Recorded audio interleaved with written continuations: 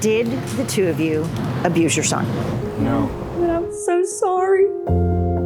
What do you do when there are no witnesses? When the child injured is a baby, an infant who can't tell us what happened? We're barely making it. We did nothing to hide anything. There's no winning for these parents. You're about to hear from 10 Georgia families who took their children to the hospital for help with unexplained medical injuries. They left without them, accused of abuse. We asked for second opinions. They come back with that test isn't needed. I no longer thought that I was worthy of my children.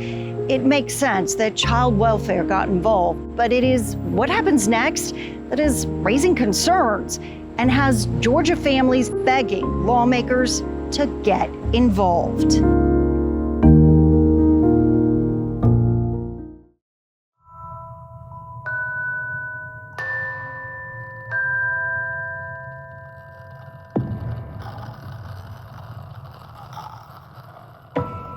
Baby bottles, a crib, and toys. It is a house frozen in time. This father's two girls are gone. What's it like to go to sleep in this house? It's lonely. Not even Matt Hernandez's wife, Tucky, is living here. In fact, these parents haven't been together with their children in nearly 10 months. Why? Our bond conditions don't allow us to have contact with each other. Bond conditions, as in criminal charges, and not just against him, against his wife as well. 2 counts of first-degree child abuse and 2 counts of aggravated assault.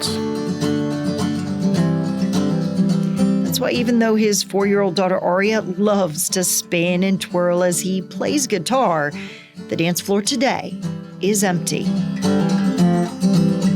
You know, we love these girls so much. You want mom, you want my mom, you want my mom. And the state has just, from day one, seemed to be set on ripping us apart. It started when Tucky noticed Emma had a swollen leg. They took her to their pediatrician, who referred them to Children's Healthcare of Atlanta. We did nothing to hide anything. It was there they also showed doctors a picture of a reddish spot found earlier behind the newborn's ear. They answered questions without hesitation, unaware they were talking to a child abuse pediatrician, or CAP, who already suspected abuse after seeing Emma's x-rays. It was some healed ribs and some fractures on her femur and tibia. Fractures that, to the CAP, could only mean abuse. A parent who has abused their child isn't likely to admit it. But what's interesting is that Emma's injuries didn't magically stop when her parents lost custody. First, she went to live with her aunt and uncle. About 5 weeks in, we woke her up one morning and she had the strange bruising, discoloration on her feet and one of her ankles. Defects accused them of letting the mother, Tucky, sneak over to again abuse the baby. No, we completely have been doing everything by the book. Still, the girls were removed, but the marks kept showing up in her foster home and daycare. Jonathan and Jennifer Williams started raising their own questions about Emma's health when defects asked them to watch the girls for a few days. So I was concerned about some of the physical things of Emma, just how she held herself, her little skull seemed kind of sunken into me. They told the juvenile court judge they believed Emma had an undiagnosed health problem and were shocked by the testimony defending Defects' decision to instead put the girls in state custody for abuse. I saw nothing presented as evidence that indicated this family had hurt their child at all. They were treating this family like they were criminals. They were treating them with zero respect. The state no longer uses the Williams to care for foster children. Almost a year later, Emma's new caregiver says something is still not right. Because she's under Defects' care, she's under Medicaid, so we kind of have to follow these guidelines. But I'm like, can I take her to, a different doctor myself? I'll pay for it. Like, we need to figure this out because it's bothering me. Because I want to be able to fix whatever's going on in her situation. Court records show no one disputes the x-rays reveal injuries to Emma's bones, that Tucky's vitamin D levels were low during pregnancy, or that Emma's levels were low when she came into the hospital. But doctors do disagree on the cause of those fractures and the impact of that vitamin D deficiency. It seems like entire cases hinge on just one child abuse pediatrician saying this is abuse. Doctors have figured out why she gets those bruise-like marks, and it has nothing to do with abuse. Emma's parents want genetic testing to rule out any other illnesses that could have weakened her bones. You offered to pay for it. Offered to pay for it. 6 months after the girls were removed, the court agreed to the testing, but it is a process that can take months. Meanwhile, this family functions in fragments. Each week, a few hours. Supervised visits, first with mom and later with dad. To keep my wife and I, who have been married since 2012, separated for so long is just cruel. To know that they're tormenting a 4-year-old child and just to continue to push through it is just cruel.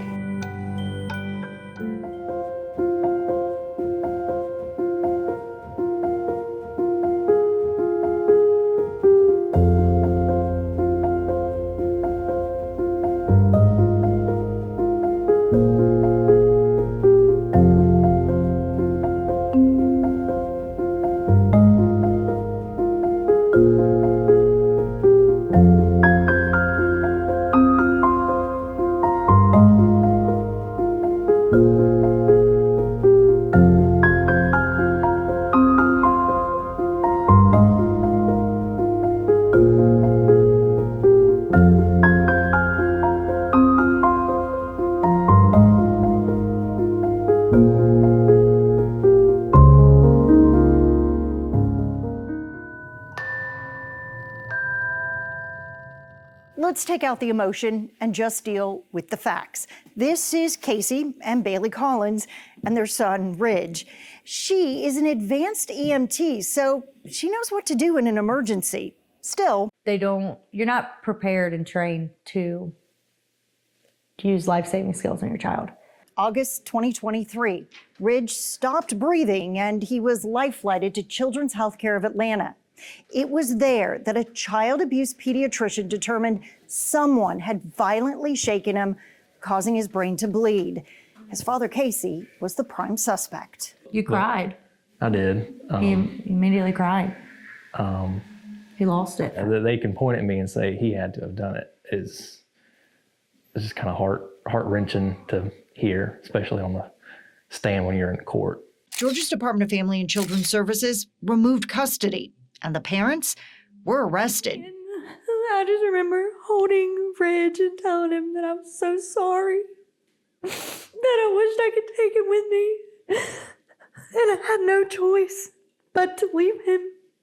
All right, I know we said no emotion, but Bailey's heartache is also fact. Even in foster care, Ridge returned to the ER months later with another mysterious brain bleed and head swelling. This is Ridge's normal pediatrician, Dr. Jill Dickerson. I've done this for 25 years. We've had kids that were shaken. She understands why Ridge's injuries raised red flags, but says his medical history went ignored. Ridge was born premature with an abnormally large head ringed by a strange bruise. Did they ever ask to see Ridge's records from his time with you before making their decision? They never called us. Defects never called us. There wasn't a lot of listening, and there certainly wasn't a lot of compassion.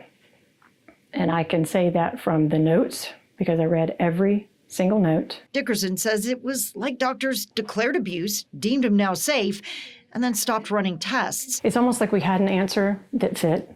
So why would we keep looking? Let's move on. Bailey says she had to take a video of Ridge having a seizure while in the hospital. Come on, Reggie boy. For them to believe something else was going wrong. You have been practicing law for how long now? 23 years. Attorney Doris Good remembers the first time she had to defend a case like the Collins. I felt like everyone else does in many ways that, well, it's Children's Hospital, It's child abuse pediatricians. Of course they know what they're talking about. But a colleague reviewing medical reports started raising questions, and they both started digging into exactly what the science could prove. What I do think is it doesn't necessarily come down to the fact that they're wrong. It's the fact that they're insufficient. So they're consistently relying upon the same people, the same records. They're not relying on a lot of these specialists who have had years in their fields. Even if they do, 11Alive has evidence that some specialists don't feel comfortable pushing back against a diagnosis of abuse. Good says some parents even have to fight DFACS for access to their child just to get that independent second medical opinion. Science evolves.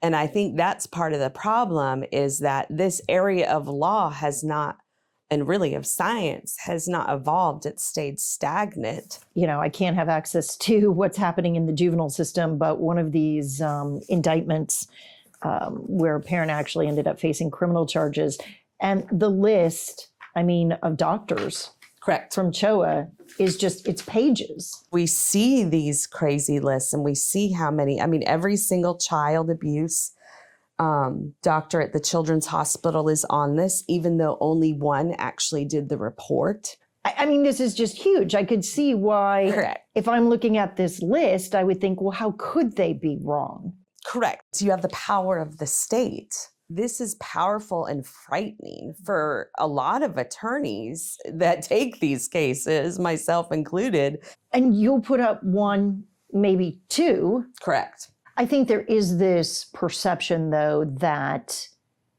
if a doctor is willing to take a look at a case, then they're probably more likely to say what you want to hear. I think that's a false perception. In April, a juvenile court judge ruled in the Collins case that DFACS had failed to prove its case. But the pending criminal charges mean Ridge still can't come home. District Attorney Herb Cranford has yet to say what he'll do. But in Georgia, he can take up to 7 years to figure it out. Their bond conditions allow them to spend time with their son, but only supervised. So Bailey and Ridge live with her parents, while Casey maintains their home. It's just lonely, sad. It's been hard. We pray every day. We tell ourselves, maybe today will be the day. Maybe today will be the day. Dr. Dickerson gets reports from all of the specialists Ridge now sees. She says none of them point to abuse in her professional opinion. No.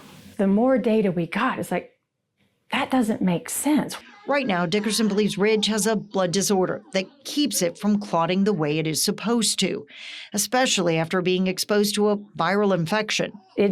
His immune system overshoots one way and then it overshoots the other way. She doesn't understand why the state is keeping the Collins apart. If DFACS is to protect the child, the best place for the child, especially in this case, is with his family at home. Can we let's be done and let's move on. Attorney Doris Good says thankfully most of the families she represents do eventually reunite. But it's an expensive fight. The Collins have already spent more than $100,000. What I'm terrified about is these cases where attorneys don't have the knowledge, don't have the resources. They're appointed cases. They're families who don't have the knowledge and resources. I wonder how many of those kids don't go home. And that, if anything, is what keeps me up at night.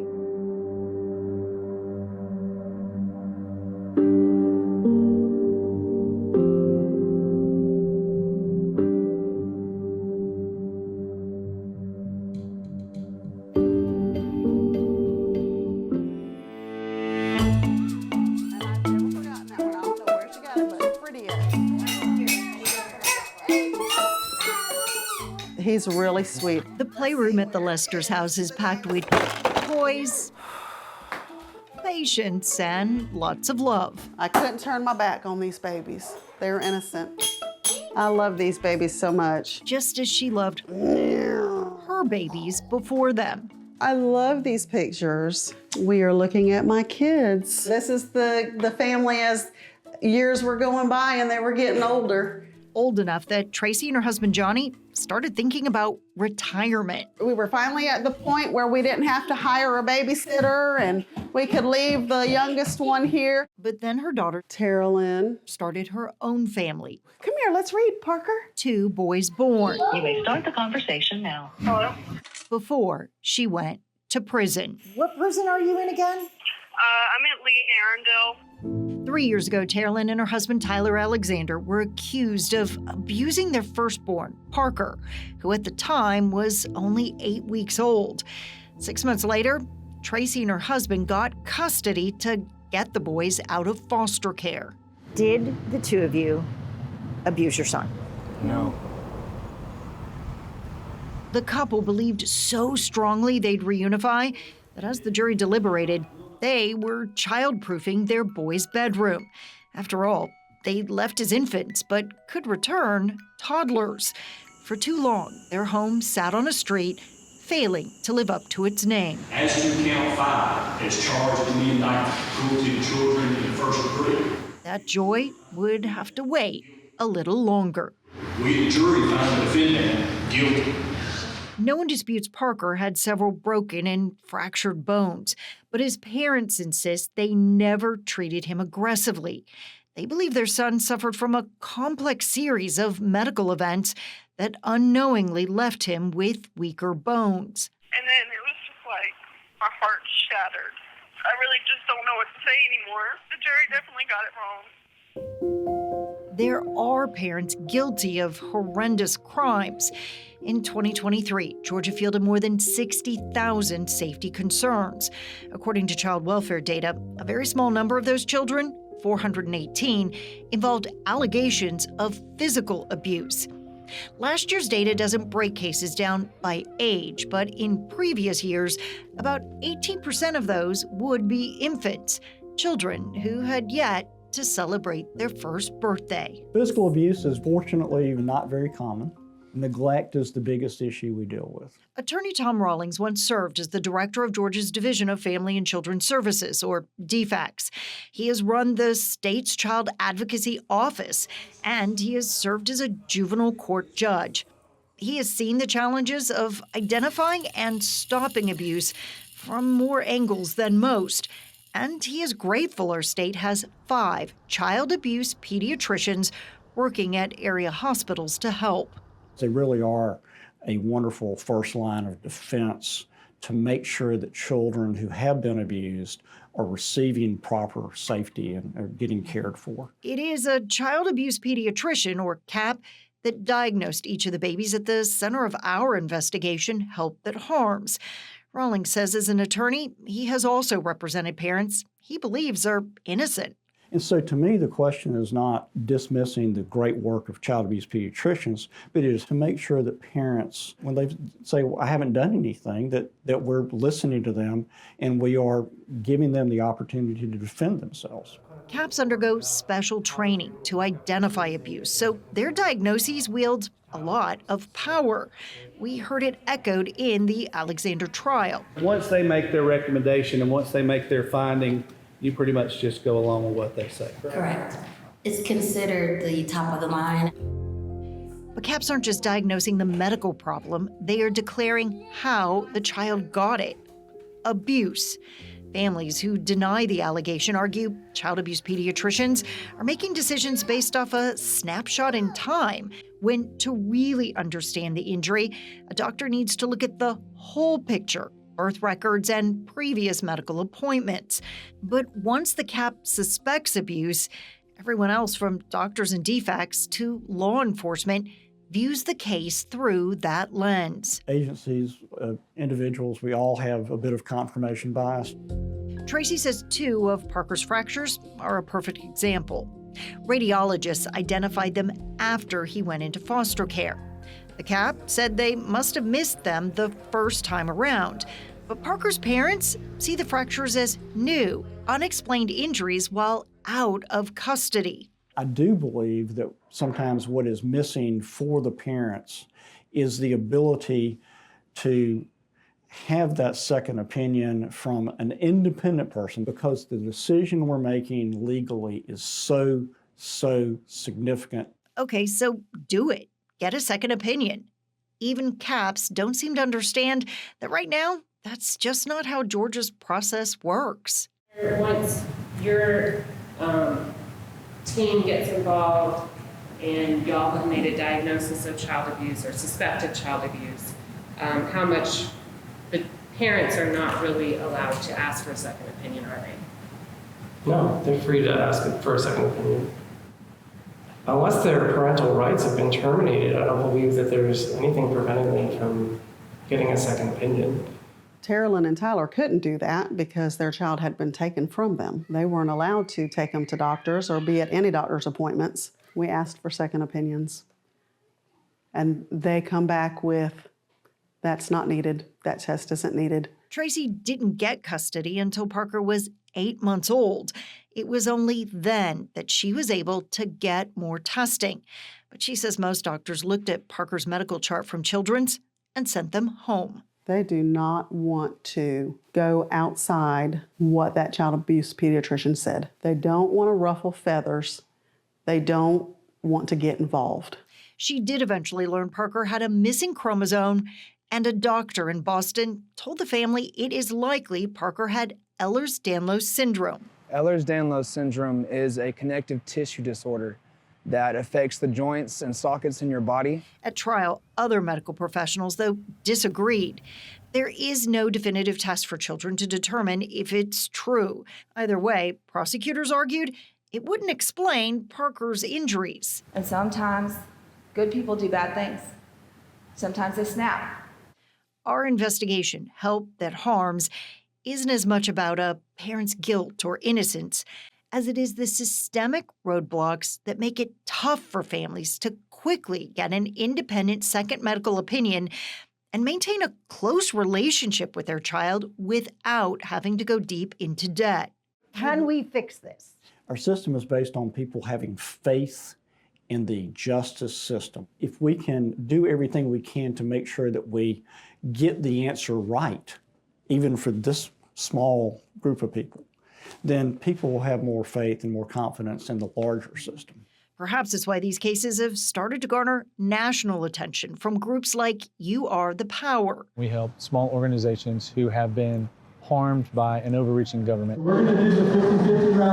State coordinator Ryan Ralston has helped organize fundraisers. Some of these families are averaging $50,000 to $75,000 in legal fees. And the group has launched social media campaigns to raise awareness about cases like the Alexanders. Our ultimate goal is to make sure all the state officials are aware of what's going on. We want them to understand what is happening in Georgia. You want some more bubbles, Parker? Yes. The boys call their grandma Lolly. Here comes Lolly. Like lollipop. Grandparents are everything sweet. Even when the situation... That's what we're supposed to be. Everything sweet. could leave you bitter. This is a terrible situation to be in. It really hurts.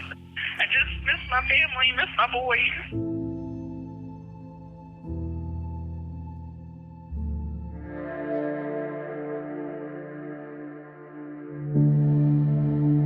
The accusations made by a child abuse pediatrician, often called a CAP, are at the heart of the decision to remove a child from their parents. But we couldn't get any CAPs to talk with us. And the medical professionals that are willing to push back against a diagnosis of abuse wouldn't sit down for an interview either, afraid their words would be used against them in court. So that's exactly where we went. To court, where medical professionals couldn't dodge our cameras. The case, Daniel Smith. After more than 20 years in prison for killing his baby boy, he wants a new trial. He insists his son died from a brain injury at birth. Now, there are a few injuries that come up most often with these kinds of cases: retinal hemorrhages, bone fractures, metaphyseal lesions, and subdural hematomas. It's not important that you know what those terms mean, just that two doctors can look at the same x-rays, lab tests, and body scans and come up with very different conclusions about how they happened. Abuse to one doctor, maybe rickets, a blood or genetic disorder to another. Case in point. My conclusion in the case after reading all of the records provided to me were that the child died from abusive head trauma. Do you believe that Chandler died as a result of abusive head trauma? No. I believe he died of anoxic brain injury. Basically, a medical condition, not abuse. That means a decision on whether a parent goes to prison or loses custody depends on credibility. And perhaps it's why we found documents like this one, The Racket About Ricketts, an 80-page presentation on how to discredit a defense witness. I've been in the field for a long time. How many people do I know who know what I know? 100. Not one is willing to do this. Not one. Dr. Michael LaPosada is the only doctor who agreed to talk with us for this story. He is the director of pathology at University of Texas Medical Branch, specializing in blood disorders. The trouble is there's more than 100 different bleeding disorders named. And so what they do is they rule out a limited number, 5, 6, and say, that's it. We did all the tests. In 1998, Dr. LaPosada saw firsthand how a misdiagnosis could put a parent in prison. Ever since, he has been analyzing cases free of charge and testifying for those he believes are innocent. He has his own slide presentation. It's called The Worst Misdiagnosis of All. 19 out of 20 kids with bruises were actually beaten. I have 3 kids, and I used to play this game with them. Joe, touch your nose, touch your nose, touch your nose, touch your chin. Oh, he touched his nose. I think that's the problem here, is that if it's abuse, abuse, abuse, people don't stop to think for a minute, and there's no requirement for getting an expert like me, who signed out 50,000 bleeding and clotting patients, to say, is there an underlying disease? And then, even if there is, there's no requirement to believe me. LaPosada works with a team of doctors from different specialties designed to challenge his diagnosis, not rubber stamp it. We have no idea if that's what happens at CHOA, since no one would agree to sit down and talk with us. But at this Gwinnett County hearing, child abuse pediatrician Suzanne Starling testified they are trained to look at all options. Have you ever looked at a case where abuse was suspected or alleged and found that abuse did not occur? That happens all the time, actually. About 40 to 50% of the time, we actually evaluate children that someone else has thought was abuse, and we don't think it's abuse. In 5 years, medical professionals in Georgia contacted child welfare nearly 7,000 times for some type of suspected abuse involving an infant. But only 345 of those cases were physical abuse. Most of the time, child welfare pointed the finger at the parents. But we couldn't find any data on how many of those parents were like the Glenns, later found innocent and reunited. Smith says he's innocent too and wants a new trial to prove it. During the hearing, we saw images of eyes, brains, and bones, each expert trying to prove what an injury can and cannot say about the cause. It's why in this case, the defense even brought in someone to talk about the power of cognitive bias. It can become problematic in situations where the goal is to establish the objective truth. Because by definition, if 2 individuals look at the same information and come away with 2 different interpretations, one of them must be factually incorrect. Psychologist Jeff Kukuka studies the role of bias and how to prevent it. He testified a diagnosis by a child abuse pediatrician is different than most. We rarely ever find out whether the child actually was abused or not. An expert could consistently diagnose a condition such as abusive head trauma, but there's no way to know whether those consistencies are accurate. According to the National Registry on Exonerations, about 36 people have had their convictions related to child abuse overturned as our understanding of the science around these types of injuries has changed. It's why Mount Sinai pediatric neurosurgeon Sadi Gatan said doctors should alert child welfare to protect the baby, but gather more information before declaring the injuries abuse. The minute that you posit in the chart that this is non-accidental trauma, then everybody believes it. And everybody does their best to get out of it as quickly as possible. Gatan has published a report encouraging specialists to speak up when consulted on a case labeled abuse that may not actually be. When there's an accusation of child abuse, get involved, because if you walk away, that's when people get hurt. The judge has yet to say whether he will grant Smith a new trial. But parents argue before any case goes to court, they should be allowed an independent second medical opinion. There is one state that has made that right. A law will take you there as we investigate the help that harms.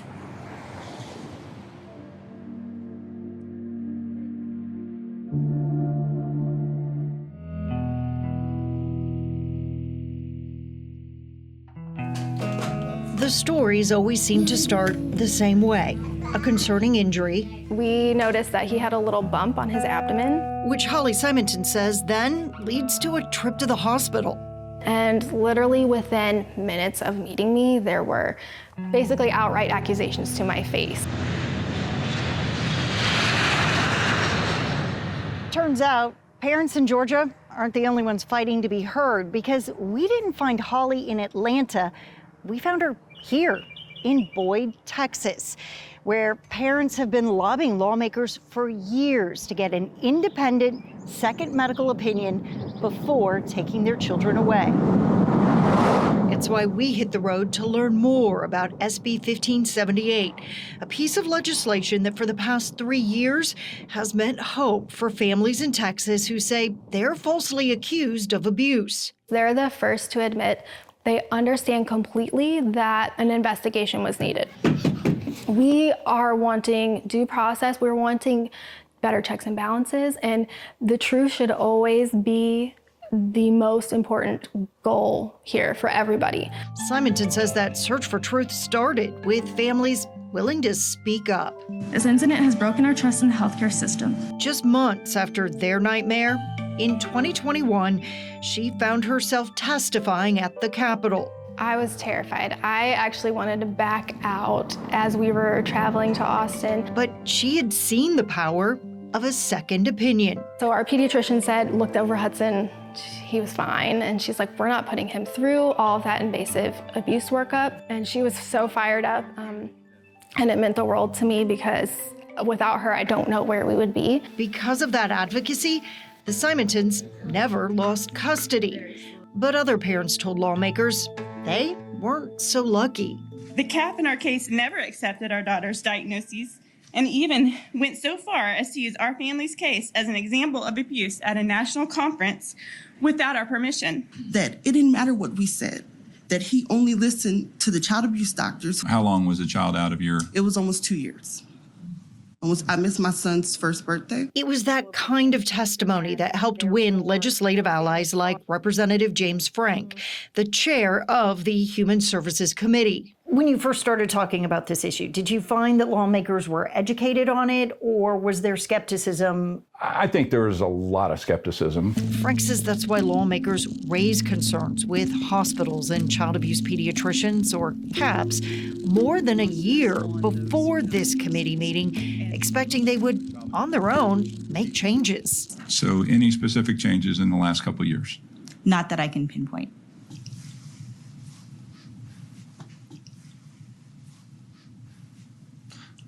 That's honest. That's good. He had hoped those conversations would prompt hospitals to change their policies without the need for legislative action. And I guess I am incredibly disappointed about the lack of process changes within the child abuse, the children's hospitals in this case. I don't have any kids that young anymore, but unless their life depended on it, I would not take them to one of these places. I mean, I think we can make it better as legislators, but until the culture changes, I don't think it's going to be fixed. Texas has 23 child abuse pediatricians, and Representative Frank believes the state should reconsider their role. There's a big difference between calling CPS and saying, look, we're seeing some things that are unusual here. You probably ought to check.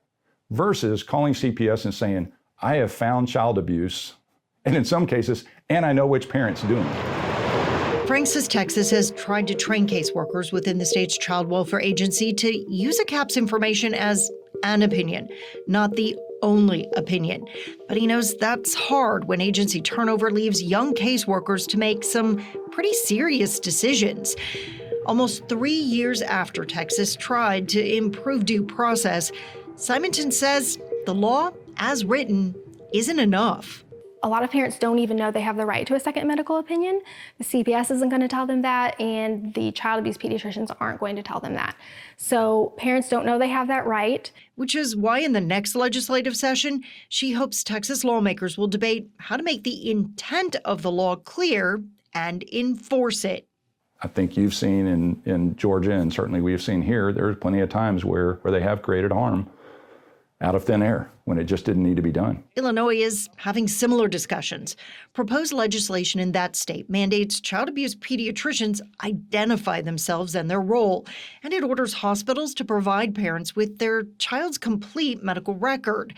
As with Texas, those speaking out against the measure are primarily doctors and hospital staff. I know when it comes to abuse, there's always the fear, what if we get it wrong? I mean, that was my biggest fear. Frank takes comfort that even though the number of children in the state continues to increase, child fatalities due to abuse and neglect have dropped. But the Texas Department of Family and Protective Services says there were 38 children who almost died due to abusive head trauma, also known as shaken baby syndrome. That number would include some of the families who say they are innocent, fighting to prove their child's injury is really connected to a bleeding or genetic disorder, trauma at birth, or seizure. I don't know how anybody can look away from this, from what these families are going through. Holly Simonton says after her experience, she created a Facebook group. This was a shaken baby syndrome case. To post the stories of parents who say they've been wrongly accused. Are you finding in other states that parents are facing criminal charges the same way that they are in Georgia? No. So Georgia cases are much more highly criminalized. In a lot of other states, the families go through the family court system, but it doesn't rise to the level of criminal charges. And the problem is when families get tied up in the criminal side of things, the cost goes up astronomically. And then those bond restrictions wears these families down. Holly and her husband still get a bit nervous anytime their boys get injured. When Hudson broke his collarbone, her first thought was, oh my goodness, thank God there are witnesses around. But we still panicked. Which hospital do we go to? We stopped in the parking lot and thought, are we putting our child in more danger by bringing them into this hospital? Do you ever find that you have those moments where you read things like the Happy Mother's Day card and you think, I might not have had this gone a different way? Yeah, all the time. Sorry. Yeah, I think I have survivor's guilt. We need the unaffected to come alongside of those of us who have been through it. I don't know how anybody can look away from this.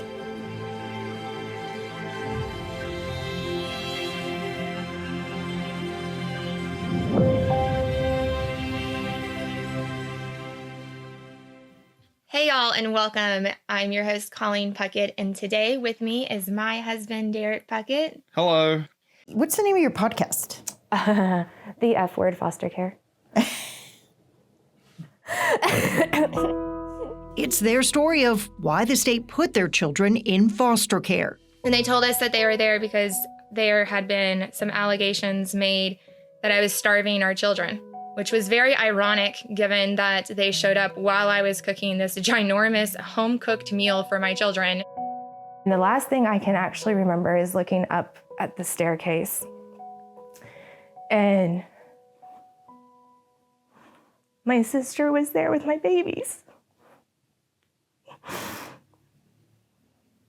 And at that point, I just lost touch with reality because I couldn't function. I didn't know how to breathe.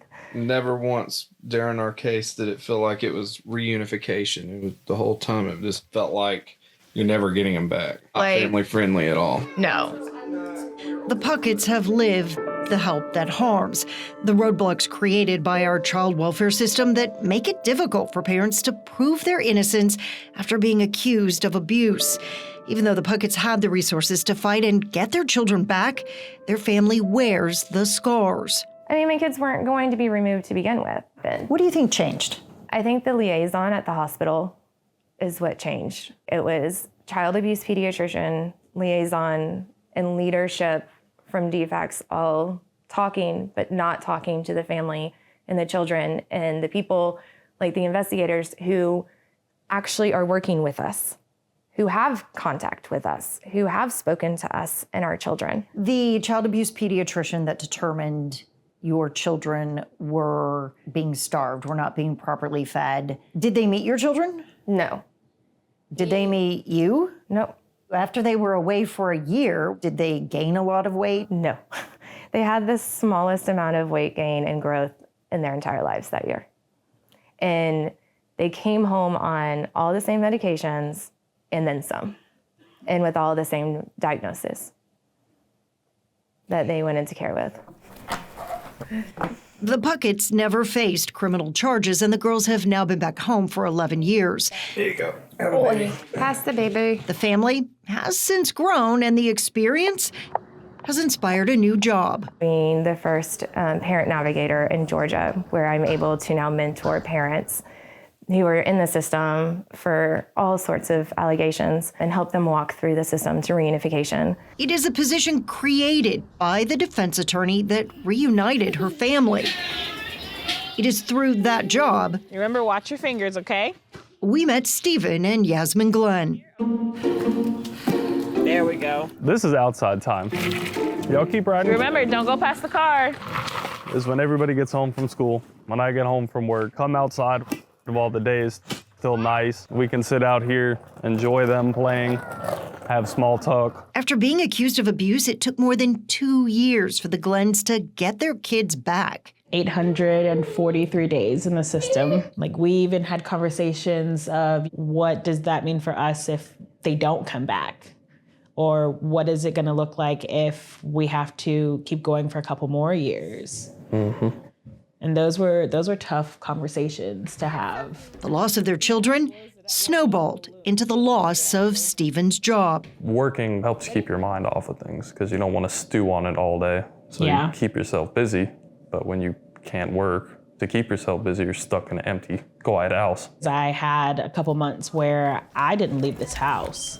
It's not healthy. Yeah, I had groceries delivered. I would not go outside of this house. There was nothing for me outside of this house. Both families echoed concerns that the child welfare caseworkers seemed to listen and care while talking privately. But by the time everyone got to court, something had changed. We have case managers who will tell parents, I don't believe you did anything, but this is what I'm being told I have to do. That's frustrating on parents because they're being told one thing of we believe you and then go into court and the testimony is we think you're an awful parent. And it's like two totally different, people basically. There's no winning for these parents. Attorney Doris Good, who represented both families, says the system moves quickly to permanently take children away from those who won't admit guilt. The argument is they've shown no remorse, and without that, the parents will never change. It's a catch-22. If they can explain it, they'll say the explanation isn't sufficient to explain the injuries. If they can't explain it, then they'll say it's because it was abuse. From the moment they get in there, they're accused, and there's no way to essentially show their innocence. Right? But how or why would a parent admit to doing something they didn't do? You did get it. Yasmin remembers the day her attorney called with the news. Their juvenile court case was closed. All parental rights restored. And since they didn't face criminal charges, their children were coming home. I just started crying, hyperventilating, crying. They had not only been living in fear of losing Eli and Alana, at the time, Yasmin was also 6 months pregnant with Davina. Eli, hey, you don't have to race, you know that? Sibling feuds are now just as precious as family fun. Got everybody here. It's a nice day to play outside. The whole family's together. I feel grateful and blessed, honestly. and hot. But appreciating what you have doesn't erase the impact of their separation. I lost like all self-confidence in myself. I no longer thought that I was worthy of my children. And I never thought that I could be a good parent again. Even though you were never a bad parent. And when you hear it so often, bad parent, awful parent, you start to believe it. I remember talking to my husband and saying like, did I really do that? And he'd be like, no, you didn't. Like, that was made up. We've been playing Uno since they were itty bitty. So we didn't play for quite some time. Bam! So it's pretty awesome. The Pucketts say their children were never victims until they went into foster care. It's impacted them greatly. It impacts how you have relationships with others. It impacts anxiety. We have no way to verify, but Colleen says she added up the time she saw her girls while they were in foster care. It totaled just 16 hours. 16 hours. 16 hours. Because of the case plan and the visitation schedule that they were willing to set up. Yeah. Wow. And that was eye-opening to me on why it was hard for my children and I to connect when they came home. Yeah. It was because I didn't know who they were. I mean, I just remember the first night we were like, are we allowed to let them go play in a room by themselves? Or are we supposed to be like right next to them all the time? Should we let them explore or not? The Pucketts talked with their girls before agreeing to talk with us. It was a family decision. That's their story. It's not just mine, and it's not just my husband's. It's our story as a family.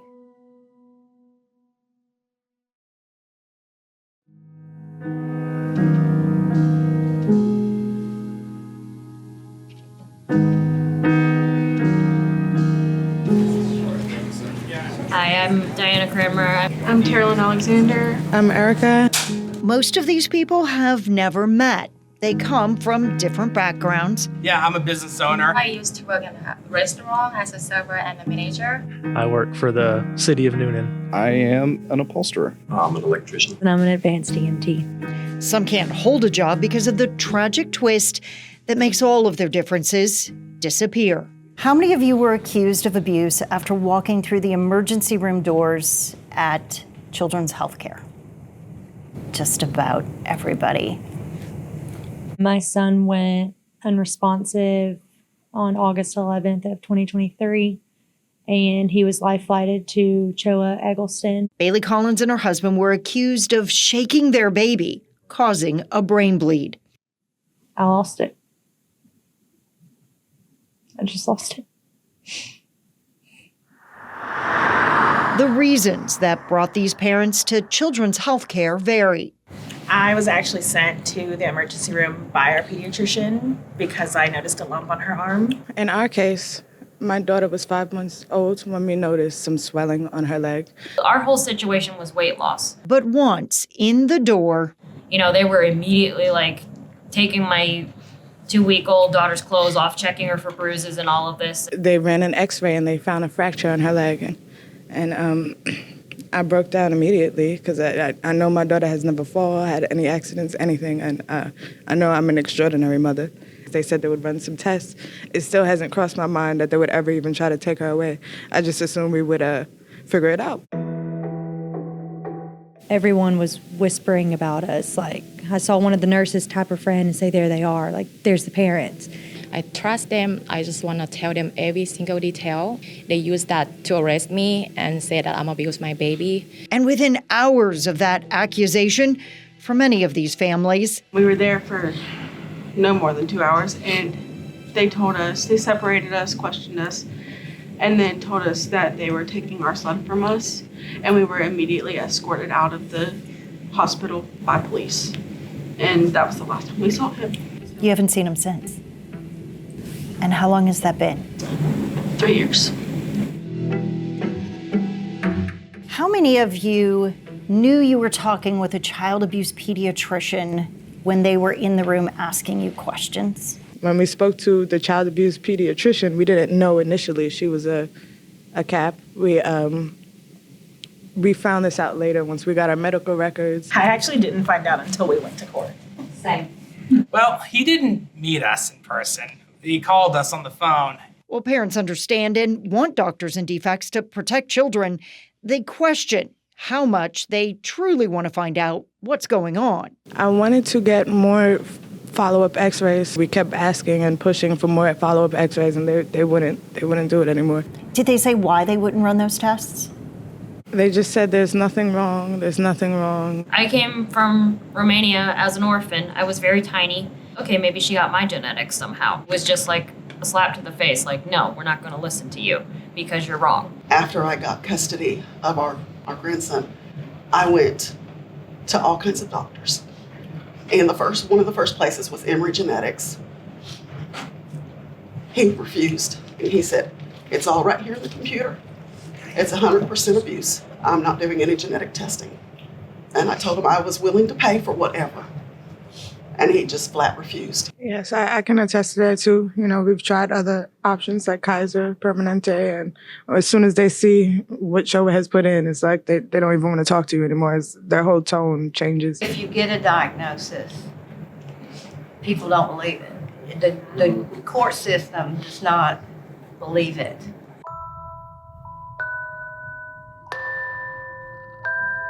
Even if these families manage to get custody restored through juvenile court, many still have to fight criminal charges.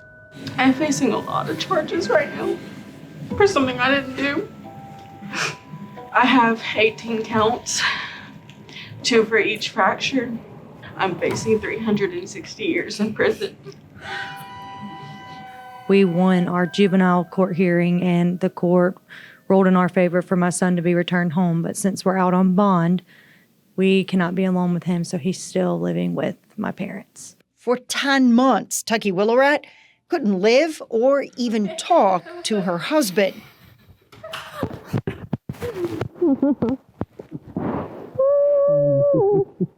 I'm so lucky that I have friends who can pick me up from the jail and let me go home to them and sleep with them. The time frame of first bringing your kid into the doctor to having them taken, less than 24 hours. And it takes almost 3 years to have them back home. How is that, a speedy trial? How is that allowable? Who here has spent more than $25,000 trying to fight to get their kids back? I even had to sell everything out of my lawn care business, taking that kind of hit.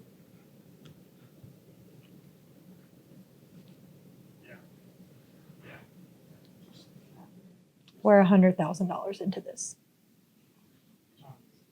We have loans that we're paying back, and we're barely making it. These families say they are living proof something needs to change. How many of you feel the primary motivator of the process is to truly protect kids from abuse?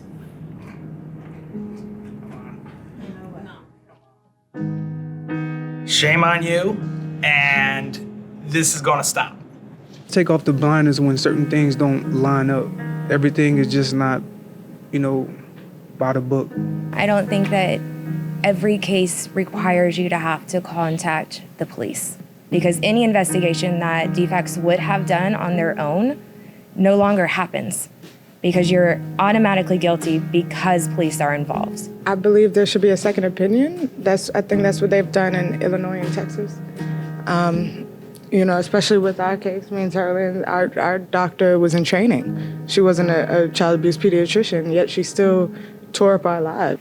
Someone who's a child abuse pediatrician isn't a geneticist. They're not a pulmonologist. They're not endocrinologists. They're a child abuse pediatrician. Their specialty is abuse. Their specialty is not to look at other medical conditions. Protect your kids, protect yourself, learn your rights. You need a lawyer to take your kid to the hospital. Yeah, absolutely. Yeah. I won't go back.